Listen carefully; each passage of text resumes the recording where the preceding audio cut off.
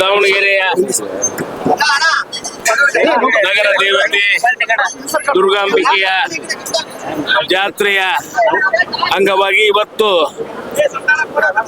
ಏನು ಅಂದ್ರಕಂಬದ ಪೂಜೆಯನ್ನ ನೆರವೇರಿಸೋದ್ರ ಮೂಲಕ ದಾವಣಗೆರೆ ನಗರದಲ್ಲಿ ಪ್ರತಿ 2 ವರ್ಷಕ್ಕೊಂದ್ಸತಿ ನಡೆಯುವ ದುರ್ಗಮ್ಮನ ಜಾತ್ರೆ ಏನು ಮುಂದಿನ ತಿಂಗಳಿದೆ ಇವತ್ತಿಂದ ಚಾಲು ಆಗುತ್ತೆ.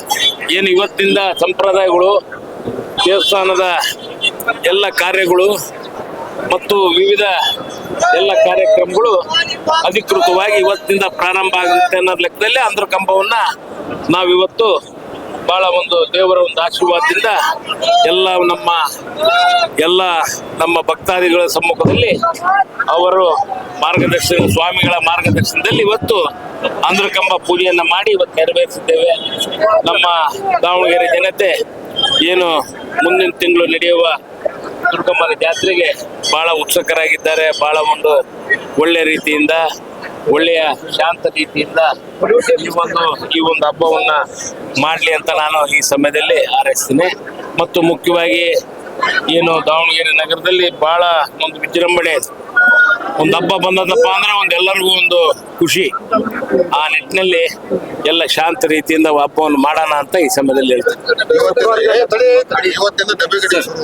ನಿನ್ನೆ ಮಾಜಿ ಮೇಯರ್ ಶ್ರೀ ದುರ್ಗಾಂಬಿಕಾ ದೇವಿ ಜಾತ್ರೆ 2 ವರ್ಷಕ್ಕೊಮ್ಮೆ ಪ್ರತಿ ಸರಿ ಹೆಂಗಾಗ್ತದೆ ಈ ಥರ 26 ಇಸ್ವಿಗೆ ದುರ್ಗಮ್ಮನ ಜಾತ್ರೆ ಆಗಿದೆ. ಇವತ್ತು ಅಂದ್ರಗಂಬ ಪೂಜೆ, ನಾಳೆ 22ನೇ ತಾರೀಕಿಗೆ 2ನೇ ತಿಂಗಳು ಸಾರ ಹಾಕೋದು. ಅಥವಾ ಇನ್ನು ಈ ತಿಂಗಳು ಪೂರ ಫೆಬ್ರವರಿ ತಿಂಗಳು ಸಾಂಸ್ಕೃತಿಕ ಕಾರ್ಯಕ್ರಮಗಳು.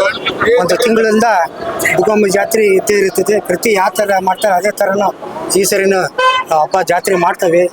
ಏನಪ್ಪ ಪ್ರತಿ ಎಲ್ಲ ಹಳೆ ಭಾಗ ಹೊಸ ಎಲ್ಲ ದುರ್ಗಮ್ಮ ಜಾತ್ರೆ ಮಾಡ್ತಾರೆ. ಏನಪ್ಪ ಆದ್ರಿಂದ ಎಲ್ಲರಿಗೂ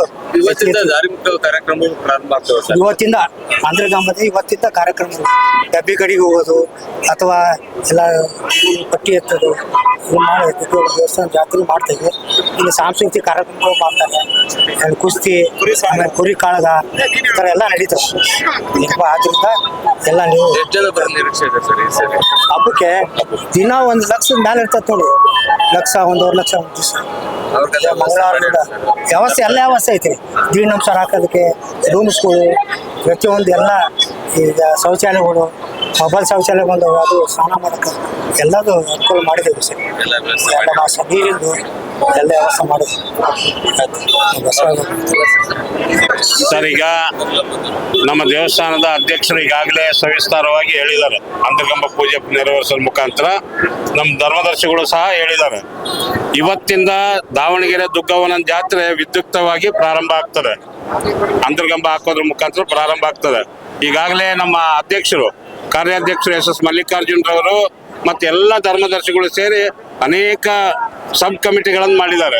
ಪ್ರಥಮವಾಗಿ ಕುರಿ ಕಾಳಗ ಸಮಿತಿ, ಕುಸ್ತಿ ಸಮಿತಿ, ಪೆಂಡಾಲ್ ಸಮಿತಿ, ಹಾಗೇನೆ ಮೆರವಣಿಗೆ ಸಮಿತಿ, ಮತ್ತೆ ಬಾಬುದಾರರು, ಎಲ್ಲ ಬಾಬುದಾರರು, ಗೌಡ್ರು, ಶಾನ್ಭೋಗರು, ಬಣಕಾರರು, ಮಡಿವಾಳರು, ಜೊತೆಗೆ ದೇವಸ್ಥಾನದ ಆವರಣದಲ್ಲಿ ಸಾಂಸ್ಕೃತಿಕ ಕಾರ್ಯಕ್ರಮಗಳು 15 ದಿವಸಗಳ ಕಾಲ ನಡೀತದೆ.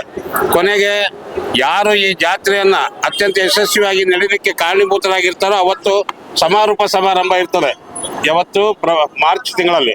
ಆ ಮಾರ್ಚ್ ತಿಂಗಳಲ್ಲಿ ಈಗ ಚುನಾಯಿತ ಪ್ರತಿನಿಧಿಗಳು ಇಲ್ಲದೆ ಇರೋದ್ರಿಂದ ನಮ್ಮ ನಡವಳಿಕೆ ಪ್ರಕಾರ ಕಾರ್ಪೊರೇಷನ್ನಿನ ಮಾಜಿ ಮೇಯರ್ಗಳಿಗೆ ಸನ್ಮಾನ ಮಾಡ್ತಿದ್ವಿ. ಈಗ ಚುನಾಯಿತ ಪ್ರತಿನಿಧಿಗಳು ಇಲ್ಲದೆ ಇರೋದ್ರಿಂದ ಯಾವುದಾದ್ರೂ ಅಧಿಕಾರಿಗಳನ್ನು ಕರೆಸಿ ಈ ಜಾತ್ರೆಗೆ ಯಾರ್ಯಾರು ಎಲ್ಲ ನೀರಿನ ವ್ಯವಸ್ಥೆ, ಜಿಲ್ಲಾಡಳಿತ ಮತ್ತು ನಗರ ಪಾಲಿಕೆಯ ಎಲ್ಲ ಅಧಿಕಾರಿಗಳಿಗೆ ಸನ್ಮಾನ ಕಾರ್ಯಕ್ರಮ ಇರ್ತದೆ. ಹಾಗೇನೆ ನಮ್ಮ ಬಾಬುದಾರಿಗೂ ಸನ್ಮಾನ ಕಾರ್ಯಕ್ರಮ ಇರ್ತದೆ. ಈಗಾಗಲೇ ಎಲ್ಲ ಕಮಿಟಿಗಳು ಸಬ್ ಕಮಿಟಿಗಳನ್ನು ಮಾಡಿದ್ದಾರೆ, ಅವರವ್ರಿಗೆ ಜವಾಬ್ದಾರಿಗಳನ್ನು ಕೊಟ್ಟಿದ್ದಾರೆ. ಧನ್ಯವಾದಗಳು. ಹೌದು, ಎಲ್ಲ ಇಲ್ಲ, ಜಿಲ್ಲಾಡಳಿತ ಮತ್ತು ಜಿಲ್ಲಾ ಉಸ್ತುವಾರಿ ಸಚಿವರು ಇದ್ದಾರೆ. ನಮ್ಮ ಮಲ್ಲಿಕಾರ್ಜುನ ಸ್ವತಃ ದೇವಸ್ಥಾನ ಸಮಿತಿ ಅಧ್ಯಕ್ಷರಿದ್ದಾರೆ.